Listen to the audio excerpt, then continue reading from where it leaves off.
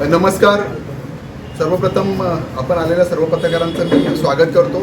कमी वेळामध्ये आपण इथपर्यंत आला तर भारतीय जनता पार्टी पाचोरा भडगाव यांच्या वतीने मी आपलं आभार व्यक्त करतो. खरं तर ही आजची पत्रकार परिषद काल माननीय आमदार यांनी एक पत्रकार परिषद घेतली होती परवाच्या माझ्या प्रेस कॉन्फरन्सच्या विषयावर.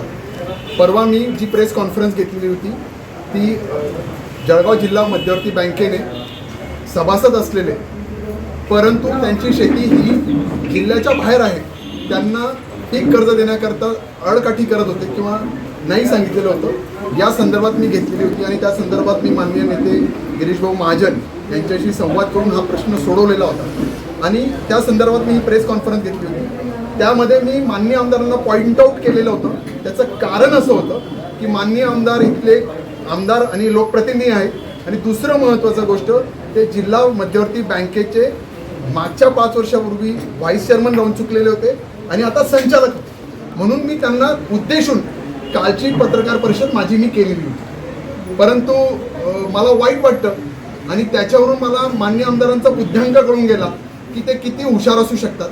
मी प्रश्न काय केले होते आणि त्यांनी उत्तर काय दिले. मला एकदम वाईट वाटलं की वैफल्यग्रस्त झालेले आमदार दिसलेत आणि त्यांनी माझ्या वैयक्तिक आयुष्यावर, माझ्या कुटुंबावर, माझ्या शाळेवर, इतरांवर ते खालच्या पातळीवर जाऊन चुकीच्या पद्धतीने त्यांनी आरोप केले. खरं तर प्रश्न शेतकऱ्यांच्या संदर्भात होता. त्यांनी शेतकऱ्यांच्या संदर्भात उत्तर देणं अपेक्षित होतं पण मला ते कुठलंही दिसलं नाही. मी पहिला प्रश्न त्यांना असाही विचारला होता ते बोलत असताना की 2019 साली भडगाव तालुक्यामध्ये वादळी वारा पाऊस झाला होता. त्यावेळेस तिथे केळी आणि इतर पीक त्यांचं नुकसान झालं होतं. आज पावतं त्या विषयाकरता तिथले संबंधित शेतकरी 2, 3, 4 वेळेस उपोषणाला बसलेत, मान्य आमदारांना भेटले पण त्यांचे आजपर्यंत 1 रुपयाही त्यांना मिळाला नाही. त्यावेळेस आमदार महोदय तिथे गेले ते उपोषण सोडताना असं म्हणाले होते की माझ्या इथला शेतकरी उपोषणाला बसतो याच्याबद्दल मला वाईट वाटतं आणि वाईट वाटतं एवढं बोललेत पण त्यांना कुठली संवेदना राहिली होती. मी दुसरा प्रश्न केलेला होता दुष्काळग्रस्त म्हणून आपला पाचोरा भडगाव तालुका त्यांनी जाहीर करावा पण त्याच्याबद्दल ते एक चकार सुद्धा बोलले नाही.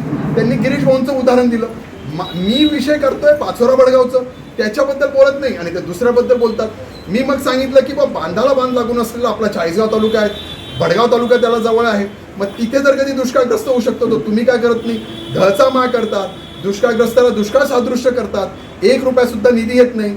तिकडच्या तालुक्यामध्ये 133 कोटी रुपये, मित्र हो 133 कोटी रुपये माननीय आमदार मंगेशदादा यांनी घेऊन आले आणि तितक्या शेतकऱ्यांना थोडासा काय होणार दिलासा देण्याचा त्यांनी प्रयत्न केला पण आपल्या आमदारांना हे जमलं नाही. याच्याबद्दल मी बोललो. मी 21 दिवस पावसाचा खंड पडल्यामुळे पीक विमा मिळाला नाही त्याच्याबद्दल बोललो पण त्याच्याबद्दल आमदारांना उत्तर देता आलं नाही.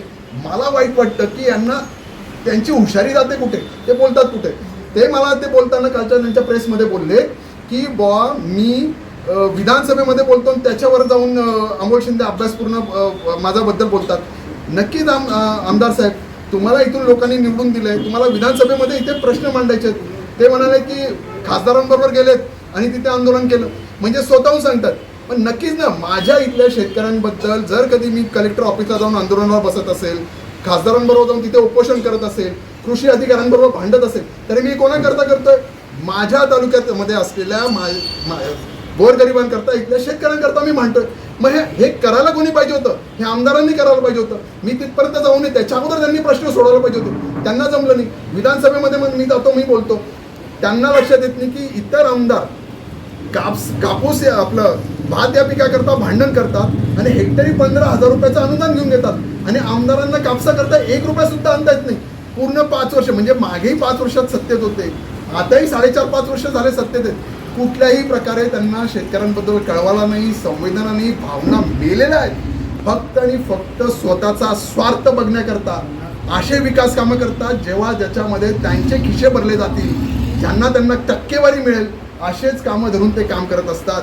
शेतकऱ्यांबद्दल ते कधी, गोरगरिबांबद्दल कधी त्यांना कुठला कळवा राहिला नाही. अशा पद्धतीत ते काम करतात.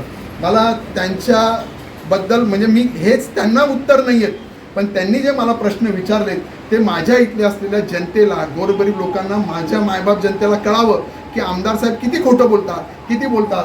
त्यांनी बोलत असताना माझ्या शाळेबद्दल त्यांनी काढलं.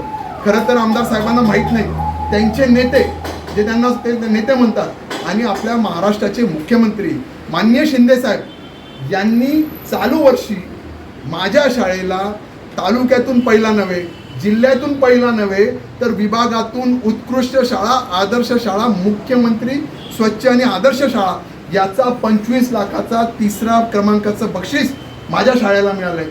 पाचोरा बडगाव तालुक्यातील प्रत्येक नागरिकाला, प्रत्येक पालकाला असं वाटतं की अमोल शिंदेच्या शाळेमध्ये आपल्या मुलांनी शिकावं.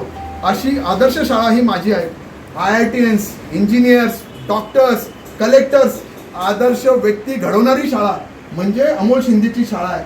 कदाचित ते हे विचारले असतील की मागील काळामध्ये ज्यावेळेस ॲडमिशन्स होतात जूनमध्ये त्यावेळेस ते मला स्वतः फोन करायचे की अरे अमोल मला हे 5 ॲडमिशन करून देत, मला हे 10 ॲडमिशन करून देत. याच्याकरता त्यांचा फोन यायचा. किंबहुना त्यांच्या परिवारातील बरेचसे मुलंसुद्धा माझ्याच शाळेत शिकलेत. त्यांनी त्याच्यामुळे बोलू नये. पंडित तात्यांनी घडवलेली शाळा ही एक आदर्श शाळा म्हणून आज पाचोरा बडगाव तालुक्यामध्ये नावलौकिक करत आहे. त्याच्यामुळे मला त्यांचं म्हणजे काय बोलावं त्यांच्याबद्दल, ते खोटं बोलण्याचा एक किळस असतो त्या पद्धतीत ते बोलतात. त्यांनी दुसरा विषय काढला की भारतीय जनता पार्टी किंवा Amol शिंदेची Bharatiya Janata party private limited आहे.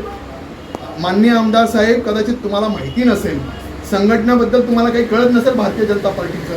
मला एकदा नाही तर 2दा आमचे नेते देवेंद्र फडणवीस साहेब, प्रदेशाध्यक्ष बावनकुळे साहेब, ज्यांच्यावर माझा विश्वास प्रचंड आहे, ज्यांना मी फॉलो काम करतो, जे संकटमोचक गिरीश भाऊ महाजन असतील, यांनी मला एकदा नव्हे तो 2 वेळेस तालुका अध्यक्ष म्हणून भारतीय जनता पार्टीची जबाबदारी दिली.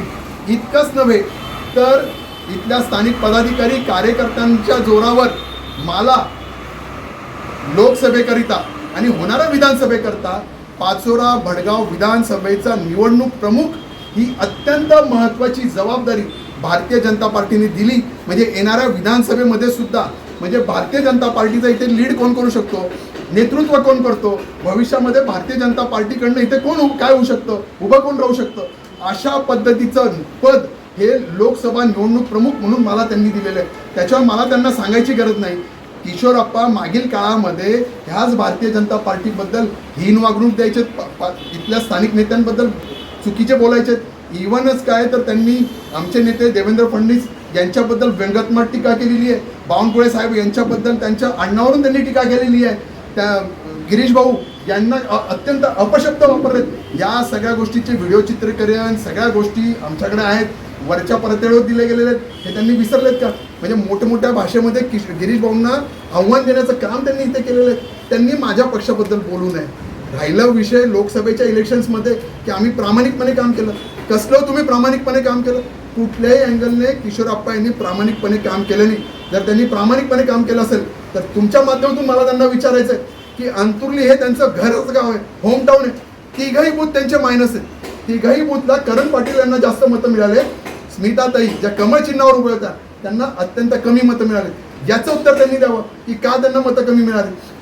खरं तर आमदार साहेब आणि त्यांच्या सगळ्या लोकप्रतिनिधी आणि पदाधिकाऱ्यांनी भारतीय जनता पार्टीच्या विरोधात जाऊन करण पवारांचं काम केलेलं आहे. याचे अनेक दाखले, पुरावे हे सगळे पक्षश्रेष्ठींपर्यंत पूर्वीच पोहोचले, आताच नाही, इलेक्शन झाल्या पोहोचले. ज्या दिवशी इलेक्शन चालू होतं, ज्या दिवशी मतदान होत होतं, त्या दिवशी कोणी बूथ लावले, कोणाचे पदाधिकारी बूथच्या बाहेर काम करत होते, ह्या सगळ्या गोष्टींचा आढावा युतीतल्या सर्व लोकांनी करून गेलेले आहेत. म्हणजे भारतीय जनता पार्टीच नाही, युतीतल्या म्हणजे शिंदे गटातल्या असतील, अजितदादा राष्ट्रवादीचे असतील किंवा भारतीय जनता पार्टी की इथे नेमकं कोण काम करत आहे हे सगळ्यांपर्यंत आहे. कोण कोणाचं स्टेटस ठेवायचं, आज इथे कमळ बोलायचं आणि मशालचा गमछा घालून तिकडे मतदान करायचं, अशा पद्धती. म्हणजे मला तुमच्या याच्यातून माध्यमातून विचारतंय ते 3 बूथ का मायनस राहिले, त्याचं उत्तर द्यावं. त्याचं उत्तर आहे का? बिलकुल नाही. आपण असं थोडक्यात असं म्हणू शकतो की बा ठीक आहे, ह्यावेळेस मुस्लिम आणि दलित लोकांनी भारतीय जनता पार्टीला मतदान कमी केलं असेल, पण मग अंतुर्लीमध्ये असले किती मुस्लिम होते, असे कुठे दलित होते की ज्याच्यामुळे तो मायनस झाला? असं बिलकुल झालं नाही. त्याच्यामुळे खोटं बोलण्याचं, हे रेटून बोलण्याचं हे सगळं आहे. त्याच्यामुळे मी त्यांची पर्वा करत नाही. खरं तर मला त्यांनी पुढचा विषय केला होता की मातोश्रीवर, की अमोल शिंदे मातोश्रीवर गेले, उद्धव साहेबांबरोबर चर्चा केली, त्यांना तिकीट मिळाली म्हणून आले गेले वगैरे, असं काय त्यांनी त्यांची मनगढत कहाणी त्यांनी तयार केली आणि इथल्या सगळ्या जनतेसमोर त्यांनी ठेवलं. मला किशोरप्पांना एकदम आव्हान करायचं त्यांनी कुठल्याही अँगलने कुठल्याही प्रकारे, खरं मातोश्री काय असं चंद्रावर गेलेली काय लपून बसली नाही, तिथे कोणी जातं तर कळत नाही. इलेक्शनचे दिवस होते, संपूर्ण मीडिया मातोश्री बाहेर असायची. उद्धव साहेबांना मोठ्या प्रमाणात सिक्युरिटी आहे, तिथे येणं जाणं कोणाला सगळं माहिती असतं. तर मला आमदार साहेबांना चॅलेंज आहे, त्यांनी माझं आव्हान स्वीकारावं. त्यांनी कुठल्याही प्रकारचा पुरावा, मग आता वेगवेगळ्या प्रकारचे पुरावे असू शकतात. मी तिथे गेल्याचा फोटो, मी उद्धव साहेबांना भेटल्याचा फोटो, त्याच्यावर माझ्यावर करणदादा असतील, उन्मेष पाटील असतील, याचा कुठला फोटो, कुठला पुरावा, कुठल्या एखाद्या व्यक्तीने सांगावं. माझ्या फोनचं लोकेशन्स, त्या भागामध्ये असलेलं माझं लोकेशन्स त्यांनी द्यावं. अजून कुठले पुरावे त्यांना जे सापडतील त्यांनी ते येणाऱ्या 8 दिवसामध्ये आणून द्यावे. ते सत्य आहेत. किंवा त्याच्या पुढे जाऊन सांगतो की बा करण पवार, उन्मेष पाटील यांनी मला फोन केला तर माझं CDR रेकॉर्ड चेक करावं. असं असेल की त्यांनी फोन नाही केला, त्यांनी दुसऱ्यांच्या मोबाईलवरून फोन केला, तर त्या दिवसामध्ये मला आलेले फोन कॉल्स आणि मी केलेले फोन कॉल्स सगळे चेक करून याची हे कोणाच्या नावाने, आणि हे तरी तिथे नव्हते ना. अजून काय एक्सप्रेशन देऊ शकतो त्या सगळ्या प्रकारचे मी तुम्हाला सांगतो.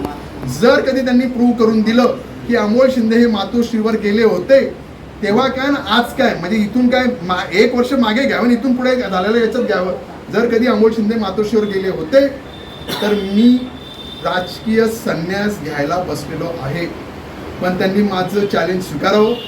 ते जर खरंच एकचे असाल, एका काय आता ते बोलता येत नाही, माझ्या ती पातळी घरसवायची नाही आहेत, त्यांच्यासारखं मला वागायचं नाही. जर असेल तर त्यांनी ते प्रूव्ह करावं, चॅलेंज स्वीकारावं, नाही तर त्यांनी पण राजकारणातून संन्यास घ्यावा. असं उघड चॅलेंज मी त्यांना देतो. त्यांना 1 नाही 8 दिवसाचा वेळ देतो. पण मला माहिती आहे किशोरप्पा हे फट्टू आहे, माझं चॅलेंज ते काही स्वीकारणार नाही, त्यांच्याकडे ते घेतलं जाणार नाही. पण तरीसुद्धा मला त्यांना आव्हान, त्यांना मला पुढचं आहे का, त्यांनी मला आव्हान देण्याचा प्रयत्न केला की बुवा अमोल शिंदे यांनी BJPचं कवच सोडावं, गिरीश भाऊ यांचं कवच सोडावं आणि माझ्याबरोबर इलेक्शन लढून घ्यावं. मी माननीय आमदारांना एक थोडंसं मागची पार्श्वभूमी आठवण करून देतो की 2014 साली ज्यावेळेस ते इलेक्शन जिंकलेत त्यावेळेस त्यांच्याबरोबर कोण होतं? हाच अमोल शिंदे त्यांच्याबरोबर होता. त्याचं बुद्धिचातुर्य, त्याचं संघटन, माझं असलेलं नियोजन आणि अमोल शिंदे म्हणजे माझेच पैसे, याच्या जीवावर ते आमदार झालेत. हा वाक्य मी बऱ्याच वेळेस बोललोय. त्यांनी डिनाय सुद्धा केलं नाही, त्यांनी ते मान्य केलं, एक्सेप्ट. मागच्या 5 वर्षही बोललो होतं इलेक्शनला की ते माझ्या जीवावर आमदार झालेत, पण त्यांनी ते डिनाय केलं नाही. आणि 2019 साली मी त्यांच्यापासून दूर गेलो, माझ्यावर भारतीय जनता पार्टी नव्हती, गिरीश भाऊ त्यांच्या प्रचाराला इथे आले होते. त्यांची लायकी काय आहे त्यांना लगेच लक्षातून गेलं, थोडक्या मतांवर ते निवडून आलेत, अन्यथा ते त्याच वेळेस पडले असते. त्यांनी मला चॅलेंज दिलंय, हो आमदार साहेब तुमचं मी आव्हान स्वीकारलंय, तेव्हाही स्वीकारलं, आताही स्वीकारतो. तुम्ही आता स्वीकारा. तुम्ही एकतर माझ्याबरोबर, मी अपक्ष उभा राहतो, तुम्ही पण अपक्ष इलेक्शन लढा. दूध का दूध आणि पाणी का पाणी आताच होऊन जाऊ देत की कोण निवडून येतं, जनता कोणाबरोबर आहे, ही सर्वसामान्य लोक कोणाबरोबर आहेत, शेतकरी कोणाबरोबर आहेत, कोणाच्या पाठीमागे उभे आहेत, तुम्हाला आता कळून जाईल.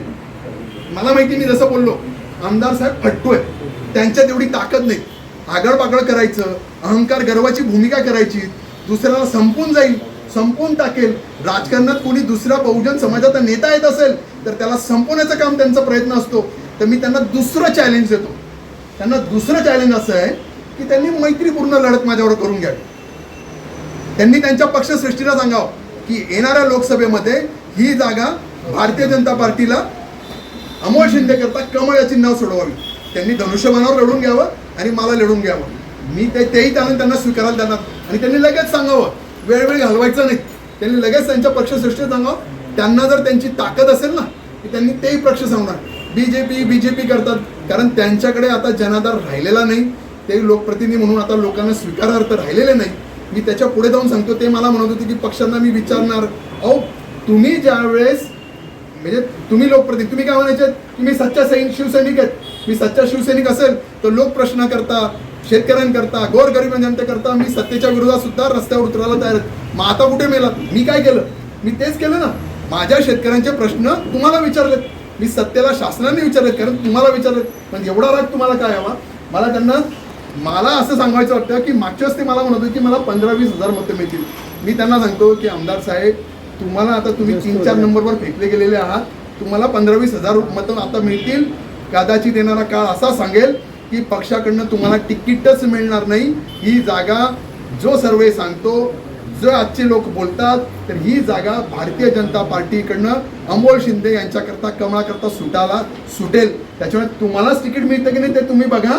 त्याच्यामुळे मला काळजी करायची नाही, माझ्या पक्षाबद्दल तुम्हालाच तिकीट मिळणार नाही. अशा पद्धतीत ज्या पद्धतीत ते बोलले मला खरं तर वाईट वाटतं. शेतकऱ्यांच्या प्रश्नाकरता ते जर बोलले असते तर मला आनंद झाला असता. पण मी आता आपल्या माध्यमातून त्यांना 3 वेगवेगळे प्रकारचे चॅलेंज दिलेले आहेत. त्यांनी ते स्वीकारावे. येणाऱ्या 8 दिवसामध्ये त्यांनी सांगावं की माझं लोकेशन काय होतं आणि नाहीतर मी ते इलेक्शनच्या बाबतीत जे 2 सांगितले त्यांनी स्वीकारावे असं मी त्यांना उघड चॅलेंज करतो. खरंच तर ते मग कधी खुद्दार असेल ना, खरं तर गद्दाराचा टॅग, खोक्यांचा टॅग त्यांना लागलेला आहे. माझ्या चरित्रावर आप्पासाहेब एक सुद्धा डाग लागलेला नाही. मी जसं जसं इलेक्शन येईल ना तुमच्या शर्टाचं एक एक बटन उघडं करत जाईल. तुमचं वाक्य काय, तुमचं बोलणं काय, ज्या पद्धतीत तुम्ही माझ्यावर बोलता ही सर्व जनता ती बघत आहे. तर मला वाईट वाटतं की ज्या वैफल्यग्रस्त पद्धतीमध्ये तुम्ही माझा खालच्या पद्धतीत समाचार घेतात ती माझी संस्कृती नाही. तर मला सुद्धा तसं बोलता आलं असतं. त्याच्यामुळे माझे दिलेले चॅलेंज त्यांनी स्वीकारावं आणि त्याला त्यांनी लगेचच, मी तर म्हणतो उद्याच त्यांनी या प्रश्नाची उत्तरं द्यावेत अशी मी त्यांना अपेक्षा करतो आणि थांबतो. मी पुन्हा एकदा आपल्या मदतीने सांगू इच्छितो की पाचोरा बडगाव तालुक्यातील शेतकरी असेल, गोरगरीब जनता असेल, मायबापो, तुमच्याकरता हा अमोल शिंदे सदैव तुमच्या बरोबर असेल. तुमच्या कुठल्याही प्रश्नांकरता मी रस्त्यावर उतरेल, आंदोलनाची भूमिका ठेवेल, सगळ्या गोष्टीकरता मी तत्पर आहे. ही मी तुम्हाला इथे या निमित्ताने सांगू इच्छितो. थांबतो. जय हिंद, जय महाराष्ट्र.